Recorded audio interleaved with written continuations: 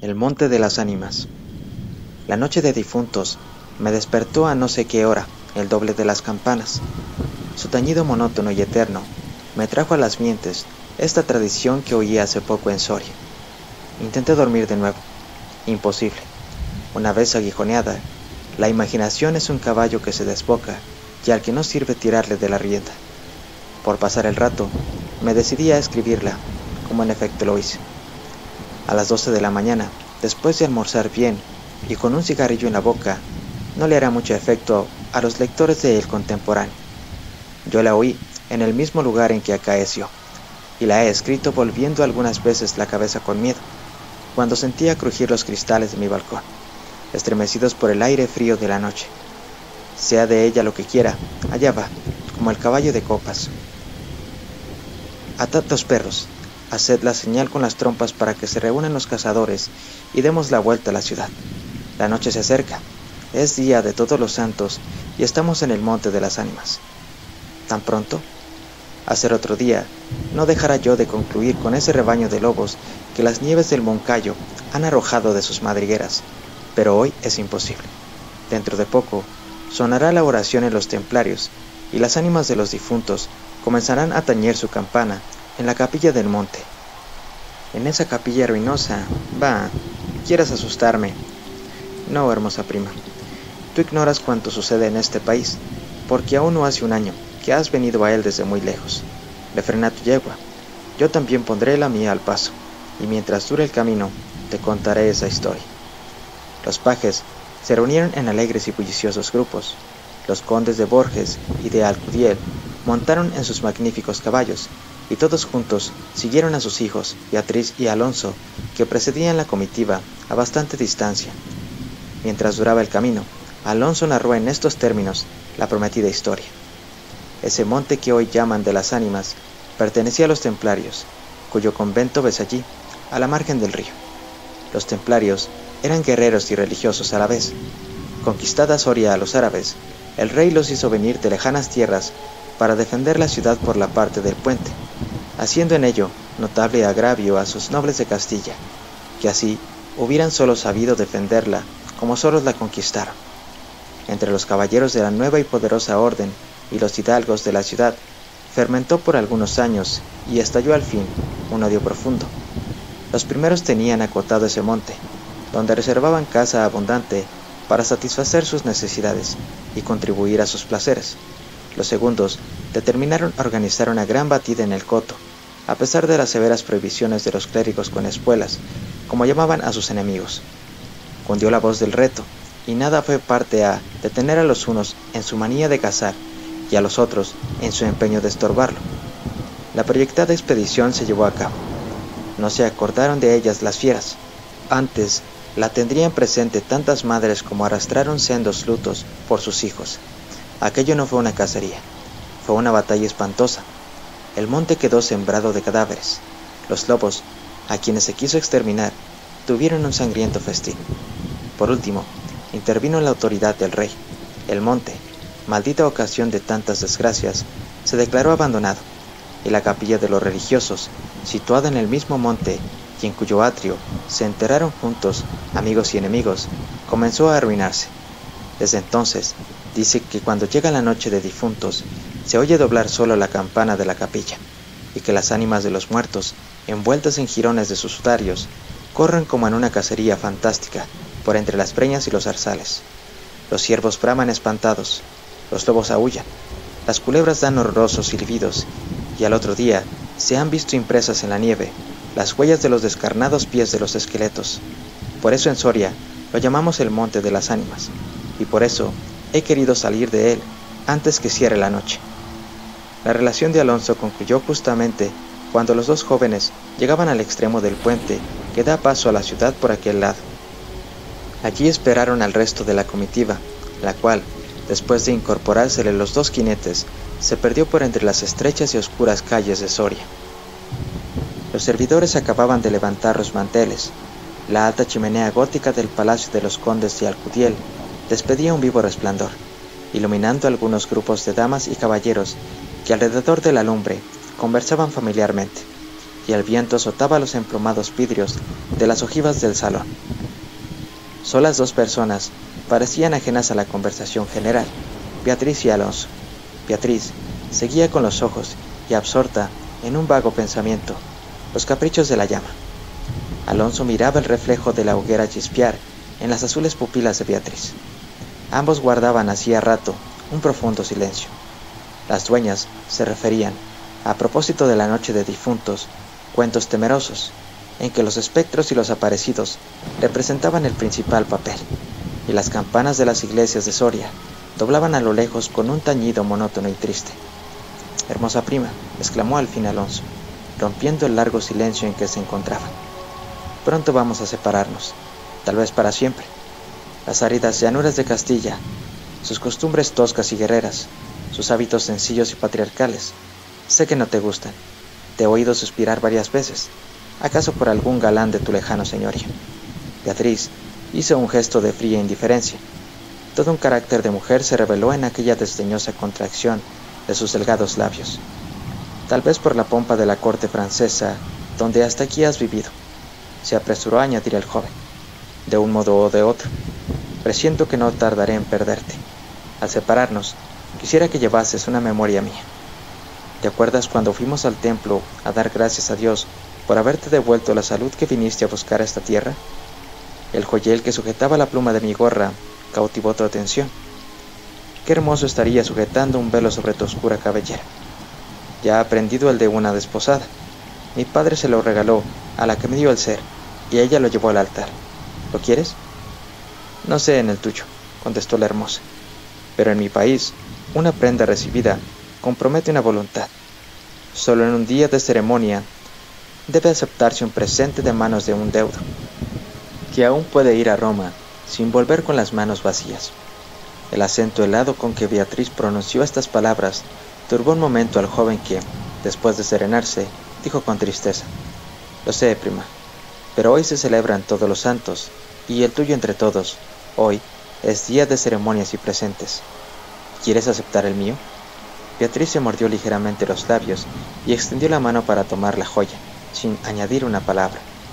Los dos jóvenes volvieron a quedarse en silencio, y volvióse a oír la cascada voz de las viejas que hablaban de brujas y de trasgos, y el zumbido del aire que hacía crujir los vidrios de las ojivas, y el triste y monótono doblar de las campanas.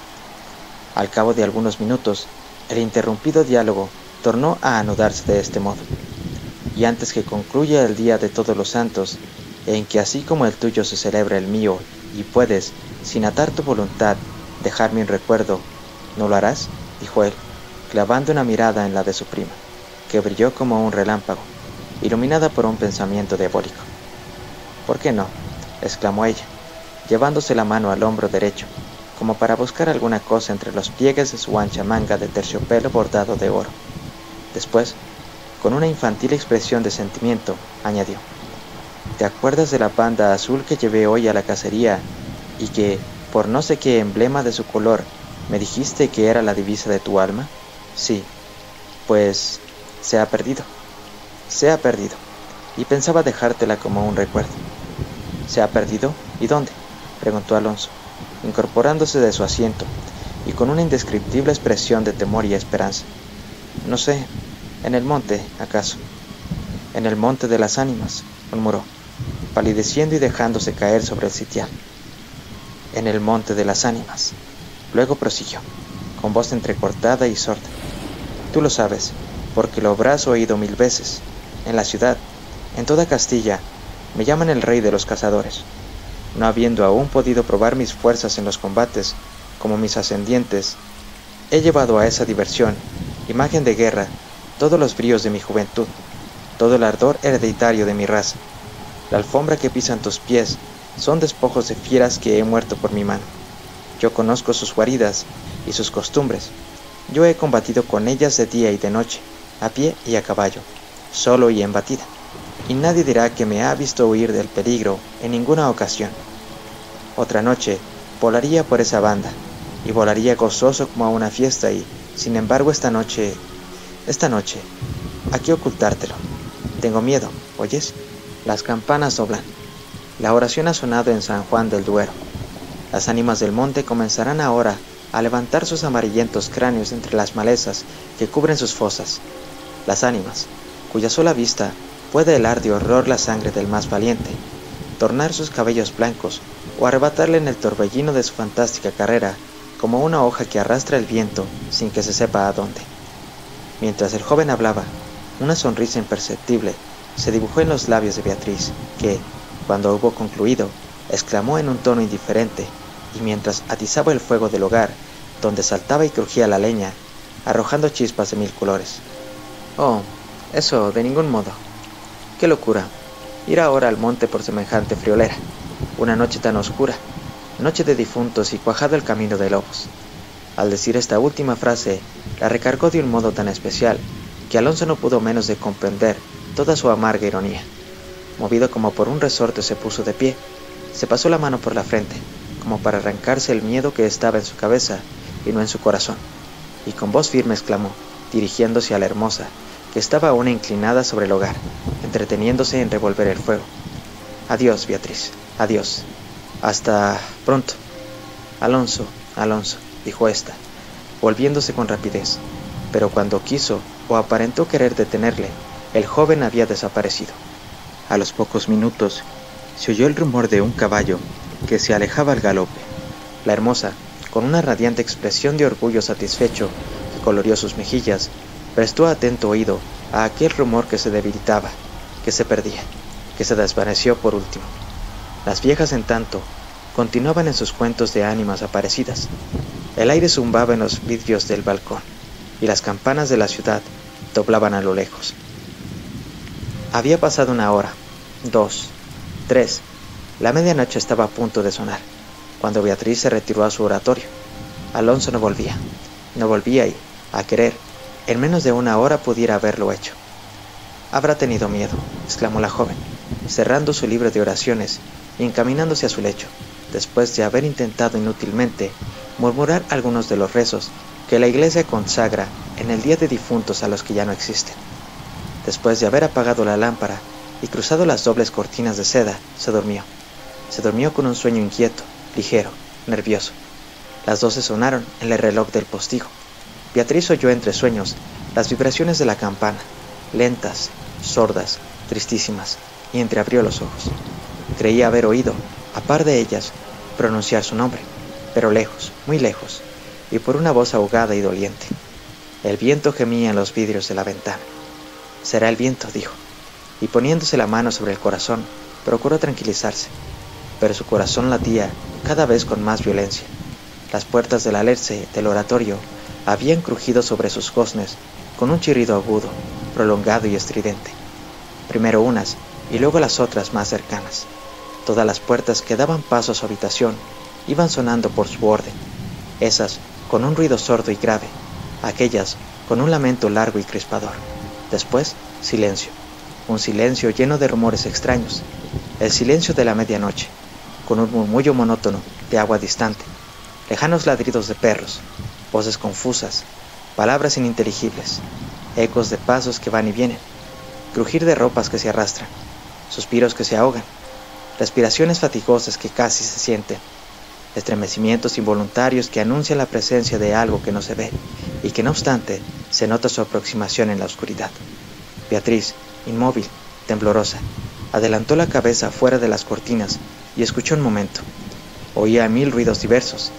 Se pasaba la mano por la frente, tornaba a escuchar, nada, silencio. Veía, con esa fosforescencia de la pupila en las crisis nerviosas, como bultos que se movían en todas las direcciones, y cuando dilatándolas, las fijaba en un punto, nada, oscuridad, las sombras impenetrables. «Bah», exclamó, volviendo a recostar su hermosa cabeza sobre la almohada de raso azul del lecho. «¿Soy yo tan miedosa como estas pobres gentes cuyo corazón palpita de terror bajo una armadura al oír una conseja de aparecidos?» Y cerrando los ojos, intentó dormir, pero en vano había hecho un esfuerzo sobre sí misma. Pronto volvió a incorporarse, más pálida, más inquieta, más aterrada. Ya no era una ilusión. Las colgaduras de brocado de la puerta habían rozado al separarse, y unas pisadas lentas sonaban sobre la alfombra. El rumor de aquellas pisadas era sordo, casi imperceptible, pero continuado, y a su compás se oía crujir una cosa como madera o hueso, y se acercaba, y se movió el reclinatorio que estaba a la orilla de su lecho. Beatriz lanzó un grito agudo, y rebujándose en la ropa que la cubría, escondió la cabeza y contuvo el aliento. El aire azotaba los vidrios del balcón. El agua de la fuente lejana caía y caía, con un rumor eterno y monótono. Los ladridos de los perros se dilataban en las ráfagas del aire, y las campanas de la ciudad de Soria, unas cerca, otras distantes, doblaban tristes por las ánimas de los difuntos. Así pasó una hora, 2, la noche, un siglo, porque la noche aquella pareció eterna a Beatriz. Al fin despuntó la aurora.